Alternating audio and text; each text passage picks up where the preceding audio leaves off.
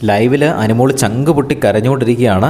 ഗസ്റ്റായിട്ട് വന്ന ഷിയാസ് കരീം അനുമോളുടെ പ്ലാച്ചി എടുത്ത് വീടിൻ്റെ വെളിയിലേക്ക് എറിഞ്ഞു. ഗാർഡൻ ഏരിയയിലൊന്നും അല്ല ഇട്ടത്, വീടിൻ്റെ വെളിയിലേക്ക് പുറത്തേക്ക് എറിഞ്ഞു കളഞ്ഞു. അനുമോൾക്ക് അത് എടുക്കാൻ കഴിയില്ല. ഇനി അത് വീക്കെൻഡ് എപ്പിസോഡിൽ ലാലേട്ടൻ വരുന്ന സമയത്ത് അനുമോൾക്ക് തിരിച്ചു കൊടുത്താൽ കൊടുത്തു, അല്ലാതെ അനുമോൾക്ക് അത് കിട്ടാൻ ഒരു സാധ്യതയും ഇല്ല എന്നാണ് എനിക്ക് തോന്നുന്നത്. പക്ഷേ അനുമോൾ പുറത്താകുന്നതിന് മുൻപ് എപ്പോഴെങ്കിലുമൊക്കെ ആ ഒരു പ്ലാച്ചിനെ തിരിച്ചു കൊടുക്കാൻ സാധ്യതയുണ്ട്, കാരണം അതൊരു കണ്ടന്റ് ആണല്ലോ.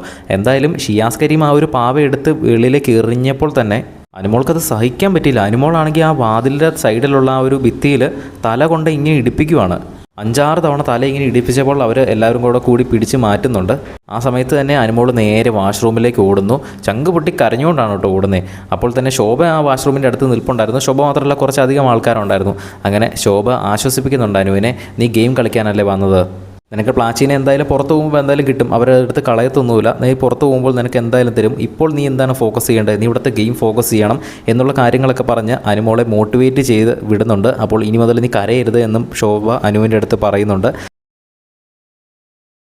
നിലവിൽ ശോഭ അങ്ങനെ മോട്ടിവേറ്റ് ചെയ്ത് വീണ്ടും ആ ഒരു ടാസ്കിലേക്ക് അനുമോളെ തിരിച്ചു കൊണ്ടുവന്നിട്ടുണ്ട്. എന്തായാലും പ്ലാച്ചിയുടെ കാര്യം തീരുമാനമാക്കിയിട്ടുണ്ട് ഷിയാസ് ഞെട്ടിച്ച് കളഞ്ഞിട്ടുണ്ട്. ഞാൻ ഒരിക്കലും ഓർത്തില്ല അങ്ങനെ എടുത്ത് വെളിയിലേക്ക് ഒന്ന് എറിയുമെന്ന്. എന്തായാലും കൊള്ളാം. കൂടുതൽ അപ്ഡേറ്റ്സുമായി വീണ്ടും വരാം.